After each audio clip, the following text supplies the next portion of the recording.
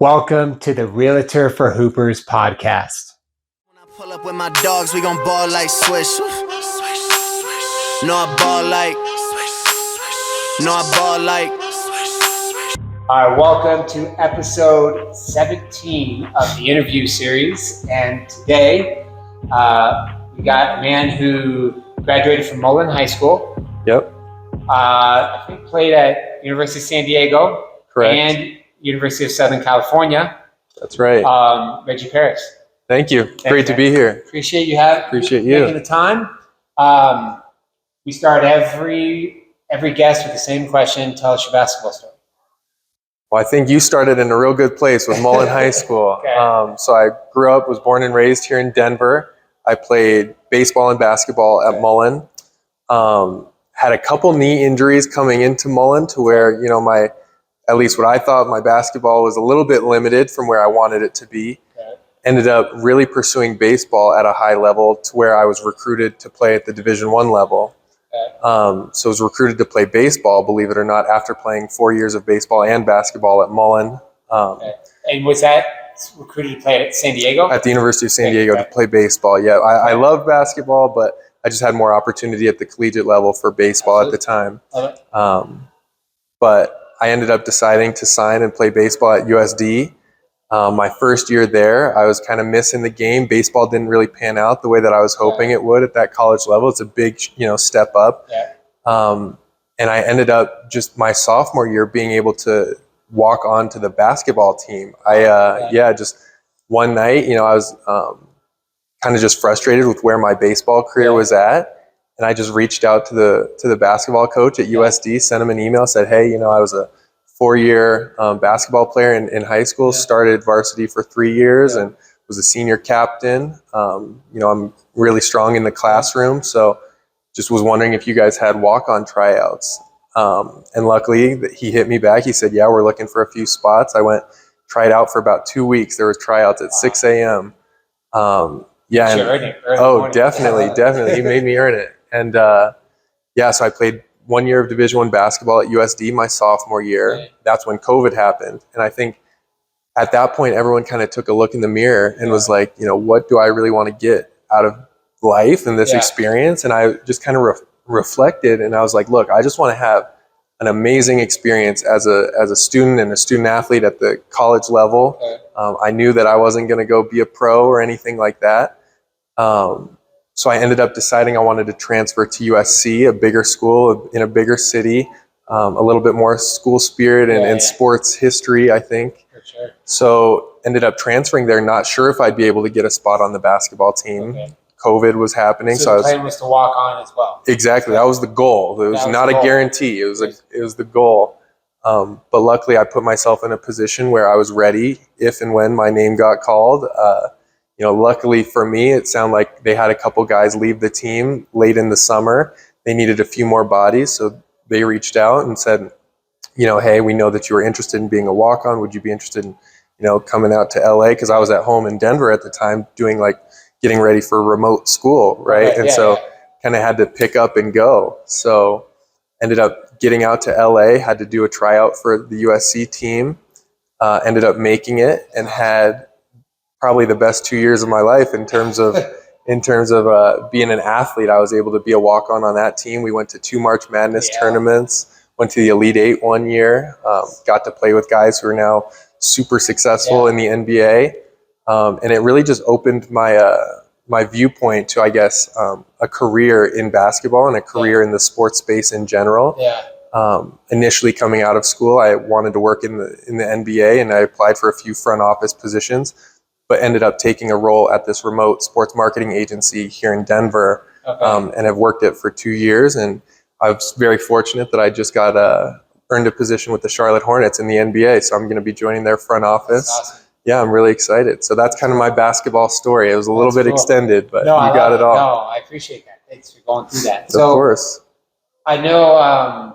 I think a lot of us played multiple sports growing up and whatever, but it's a lot different to play a sport to be good enough to be played at the college level. And so, was it hard when you were you kind of said, I'm going to be a baseball player? Mm-hmm. when you go to college and then it doesn't work out? What was the hardest part of having to switch your mindset of like, okay, now I'm going to try to be a college basketball player? What was the hardest part of that? Yeah, I think it's a lot of different things at once, because you go into college thinking, oh, this is going to be, my next 4 years. I'm going to be this super successful baseball player. Maybe we go to the College World Series, whatever. But it's, like I said, a big step up. And I think a big part of my success was the ability to be adaptable. Okay. Baseball didn't pan out the way that I was hoping it would that first year. But I was able to, be adaptable and say, look, what do I really want to get out of this? Yeah. Would I love to play baseball and be super successful at the college level? Yeah, of course. But when I really reflected on what do I want out of this, I knew I wasn't going to be a pro baseball player. I wanted to have an amazing experience being a student athlete. Okay. And it didn't seem like that was going to be feasible at the college level for baseball. So I was like, you know what? If I can still be a successful student athlete and have an amazing experience doing a different sport, then I'm going to go do everything I can to put myself in a position to make that happen. So I was ready when my name was called. That's awesome. Well, one, obviously, it's awesome that you were blessed enough to be good enough at both sports that you could compete on at that level. I appreciate it. Yeah, thanks. And two, like, I respect the ability, I guess we'll call it being self-aware enough to go like, hey, like, this isn't what I'm wanting. And I'm going to go search for, even if it looks completely different, be able to put myself out there and look for something that actually is going to get more fulfillment out of it, rather than just trying to like grind out something that's like, I'm grinding for something I may not actually want. Exactly. So exactly. That's awesome. That's good. Cool. All right. Well, next question is, like you kind of alluded to, you just got your first NBA job in the front office of the Charlotte Hornets. So congrats for that. Thank you. I appreciate it. So tell us about what you're going to be doing for the Charlotte Hornets, and kind of what was the motivation behind kind of getting into that type of work? So it's a great question. Yeah. I think, for lack of better words, I've been drawn to working in professional sports and specifically basketball because I think there's so much more to these athletes that nobody ever really gets to see. Yeah. Everyone kind of thinks of, basketball players, especially at the professional level, as, look, they are on the court all the time and they go home and then until they go to the court again. Yeah. And the way I look at it is, look, these guys are on the court 4, 5, 6 hours a day between, actual practice and training and workouts and all of that. So, let's call it 6 hours and be generous. And then they have 8 hours of sleeping. So that's 14 hours. Yeah. There's still 10 hours in their day where, these guys have ambitions, motivations, goals, and real lives outside of basketball. And I think being able to serve these guys who are at such a place in their career where they're under so much national spotlight and there's all these eyes on them. Yeah. I think being able to get in and serve them and make sure that they're at the best in their best position that they can be off the court, so that they can go ultimately deliver on the court. I'm really drawn to their lives outside of basketball. Great. So then tell us about the job you'll actually be doing for the Charlotte Hornets. Definitely. So with the Hornets, I just landed the position of manager of player engagement. Haven't started yet, but I'm really excited to join their front office and really deliver for the players off the court. So whether that's community events or appearances or even just, kind of keeping a pulse of the locker room. What are the overall vibe of the guys? Is there something more that the organization could be doing off the court to ensure that they're successful on the court? That's awesome. Yep. I'm really excited. Cool. I think what's really, going to be fun about that for you is because you at least get to stay connected to athletes. You get to, you're going to still be able to speak their language and talk hooper to hooper, so I think that's really cool, where it's not, someone that's, coming over from the hockey team or whatever, that's just good at player engagement. It's someone you can be able to relate to on some level. Exactly. So I think my background as an athlete, being in those locker rooms, whether that was baseball or basketball, just understanding the dynamics of what makes a team successful. Not everyone's going to be the star point guard scoring 25 points. How can I, come in from a front office position and help deliver for the teams that we're in our best position to be successful. That's awesome. Yeah. Cool. All right. Well, the next question is, so obviously we both know that there's like I would love to as well, but like there's a lot of people that want to work in the NBA. They would love to have that type of job, whether that's obviously being a player, but also in the front office or something like that. So since you've kind of been able to land a job there, and I know you haven't started yet, but like, what do you feel was the biggest kind of catalyst to you being able to get a job like that? Yeah, another great question. I think it kind of goes back to my college experience and being able to be adaptable and be patient and understand, the dynamics of where you fit in on a team, right? These are really highly coveted positions, right? There's 30 NBA teams and a lot of people are competing for a very limited amount of jobs. With that in mind, I was patient about it. I didn't have an opportunity in the NBA 2 years ago that I really wanted to go after. But I was able to maintain those relationships with certain people that I'll now be working for down in Charlotte. And was able to build a resume for myself that still had transferable skills that would make me successful in the NBA once my name was called and once I had an opportunity to become available. So I think if I could boil it down, it would be those three things: adaptability, patience, and knowing your role. That's awesome. No, I think that's great. And I think those three things can actually apply to lots of different goals and things we're striving after. So that's very good wisdom. Yeah, no, I appreciate it. And I think like knowing your role could be, like I said, not everyone's going to be the 30-point, supermax player on the team. How can you add value to an organization? For example, myself, like I'm not going to come in and be like, oh, I'm going to be the GM in 10 years, right? Like, how can I be really good at what I'm tasked with to deliver for the team, and the rest will follow. I think it's the classic, like you said, star in your role. Like we've all heard that phrase, and whether that's being the 12th guy on the bench or the guy who's cleaning the stadium after the games. Right. Like if you star in your role, that's just going to be good for you no matter what. Exactly. Cool. All right. Well, now we are going to transition a little bit into more of a basketball fun debate question. Okay. So, because I think you'll connect to this, of all current active NBA players, who is someone that you're looking forward to potentially getting into, like, I'll say that being a media personality, like whether that's a podcasting space or being a broadcaster or sports talk or whatever that is. Who is a person that they may not actually do it, but you can see like, man, it'd be fun if they end up doing that after their career. The Denver crowd might not feel the same about this after this recent playoffs, but I would probably say Anthony Edwards. I think his personality and the way that he can generate so much attention, from what I've heard, who he is on the court and what you see on TV is exactly how he is off camera. So I think that if he was, in front of the camera all the time, had his own podcast or show, or was a broadcaster, I just think the commentary would be amazing. He reminds me kind of like how Snoop Dogg, remember when he did the commentary on the Olympics, stuff like that, I think would be amazing. I think what I love about him is like, he says these things that everybody loves at press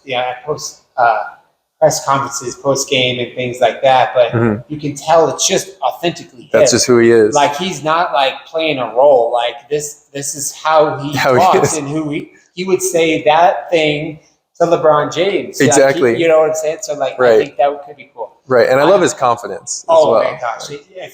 If you could just teach that confidence, a lot of players would be a lot better. Exactly. It's just no matter what's happening, he's just going to go after you. I love it. Yeah. I had one other thought, and I think this kind of standpoint from like, because I do think he's very sneakily good with a microphone and funny and engaging, whatever, is Steph Curry. As Steph Curry, exactly. So I think like a lot of people think he's just kind of like the babyface assassin and he's whatever. But like he has that killer mentality, but he also can speak the game to the highest level. And he can, like, he's had some really funny comments and really, engaging things too. So that was another thought. Like he's very witty. I could see him doing well at that too. Of course, that's a good answer. Oh, I appreciate it. Yeah, that's a good answer though too. I love it. Love Curry. Fun stuff. So, last question, and it's a question we went in with everyone is. You got to boil it down to one thing, but what's your favorite thing about him? Oh, I don't know how I could answer that with just one thing. I think basketball. That's a very hard question. I think basketball, first and foremost, in my opinion, is the most athletically demanding sport. You have to be able to run and jump and move laterally and have IQ and know time and score, right? There's a lot of things happening at once that, a lot of other sports require a handful of these skills, but I think basketball requires you to have a high level in all of them across the board. The transitions of basketball are so quick. Right. Like in baseball, in football, even in soccer, you have these like slower transitions where basketball, if you hang your head about a missed shot, that probably was why they got a layup on the other end. Exactly. You cannot hide in basketball. Like you're out on the court. You cannot hide in basketball. You will get exposed at some point or another. Like you said, if you miss a shot and you're hanging your head, you'll get exposed on defense. But I mean, more than just the athletic requirements of basketball, I think it's very stylish and I think it gravitates a lot of attention, right? Like, how do people express themselves through basketball? Some guys are the shooters. Some guys are the big, heavyweight bodies down in the post. Some guys are really, shifty. So I think everybody kind of can lean on each other's skill sets in a way in basketball, to where it's fun to build a team with so many different unique pieces. Absolutely. So So your favorite thing is being able to take all of that uniqueness and the athletics and put it down to one cohesive piece that's going after to make a team, goal. Exactly. That's to form a team to go against a common goal. I think it's what's very interesting about basketball is that what I kind of alluded to what you're saying. It's like I love the aspect of I can go play in China right now. And I have a complete and utter language barrier. I'm not going to be able to communicate one word to them. Right. However, if we put this basketball in a hoop, we can, we're going to figure out how to have better chemistry, but we can play together. Everybody's speaking the same language. It's just one language, and you're all going after the common goal. And I just think that's a very underrated thing about basketball, and that you can just pick up anywhere. Right. It's hard, like, unless you play softball, it's hard to pick up baseball. Exactly. All you need is a ball and a hoop. Yep. You can go play by yourself, get a team going, whatever. I think you're exactly right about, it kind of bridges the gap between, languages and cultures and beliefs. Like basketball generates so much attention and brings people together in such a unique way, especially like just the sheer size of these guys, right? Like you see somebody 6'10" and put together, like it generates a lot of attention. Like, wow, and I think that's why I'm really drawn to the off the court elements of basketball, is because there's so much to these guys off the court, and they generate so much attention on the court, right? Like, I think basketball players are a sounding board for what's relevant in pop culture, whether that's music or movies or fashion or jewelry or cars. I think basketball players do a really good job of representing that. Absolutely. So, all right, Reggie. Well, I appreciate the time, sir. Of course. Thank you. That was great. And everything in Charlotte. Of course. Wish you the best. Got to get you out to a game. For sure. I'll be there. Of course. All right. Cool. When I pull up with my dogs, we gon' ball like Swish. No, I ball like. No, I ball like.